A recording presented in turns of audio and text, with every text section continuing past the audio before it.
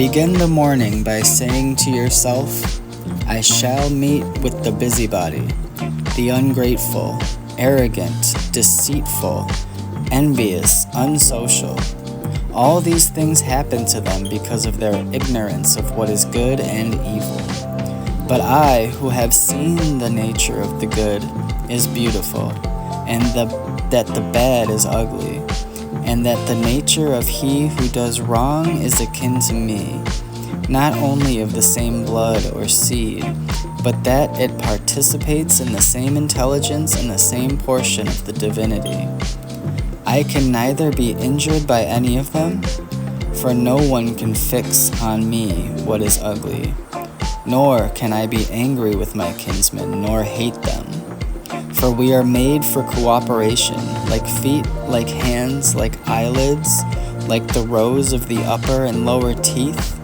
To act against one another, then, is contrary to nature, and it is acting against one another to become frustrated and turn away. Whatever this is that I am, it is a little flesh and breath, and the ruling part. Throw away your books, no longer distract yourself, it is not allowed. But as if you were now dying, despise the flesh. It is blood and bones and a network of nerves, veins, and arteries woven together. See the breath also, what kind of thing it is, air, and not always the same, but every moment sent out and again sucked in. The third, then, is the ruling part. Consider this. You are an old man, so no longer let this be a slave, no longer be pulled by the strings like a puppet to unsocial movements, no longer either be dissatisfied with your present lot or shrink from the future. 3. All that is from the gods is full of providence. That which is from fortune is not separated from nature or without an interweaving and involution with the things which are ordered by providence. But something is good for every part of nature if brought by the nature of the whole, and what serves to maintain this nature. Now the universe is preserved by the changes of things compounded of the elements as by the changes of the elements themselves. Let these principles be enough for you. Let them always be fixed opinions. But cast away your thirst for books so that you may not die murmuring, but cheerfully, truly, and from your heart, thankful to the gods. 4. Remember how long you have been putting off these things, and how often you have received an opportunity from the gods and yet do not use it? You must now at least perceive of what universe you are a part, and of what administrator of the universe your existence is an outflowing, and that a limit of time is fixed for you. And if you do not use it for clearing away the clouds from your mind, it will go and you will go with it, and it will never return. 5. Every moment, think steadily as a Roman and a man to do what you have in hand with perfect and simple dignity, and feeling of affection and freedom and justice, and to give yourself relief from all other thoughts. And you will give yourself relief if you do every act of your life as if it were the last, laying aside all carelessness and passionate aversion from the commands of reason, and all hypocrisy and self-love and discontent with the portion which has been given to you. You see how few are the things which, if a man lays hold of them, he is able to live a life which flows in quiet and is like the existence of the gods, because the gods for their part will require nothing more from him who observes these things. 6. Do wrong to yourself, my soul, but you will no longer have the opportunity of honoring yourself.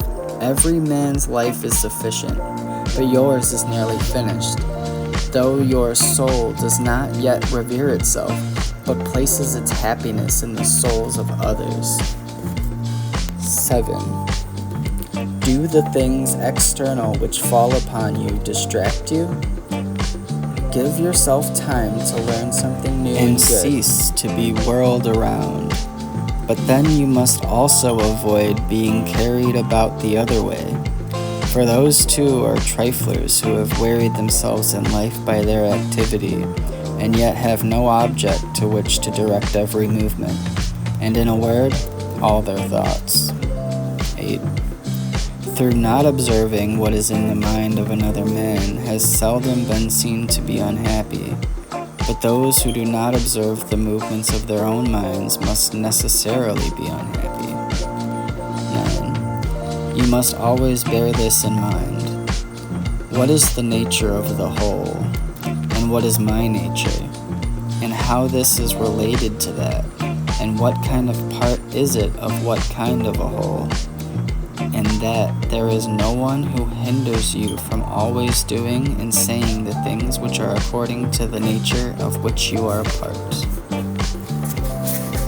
Theophrastus, in his comparison of bad acts, such a comparison as one would make in accordance with the common notions of mankind, says like a true philosopher that the offenses which are committed through desire are more blamable than those which are committed through anger.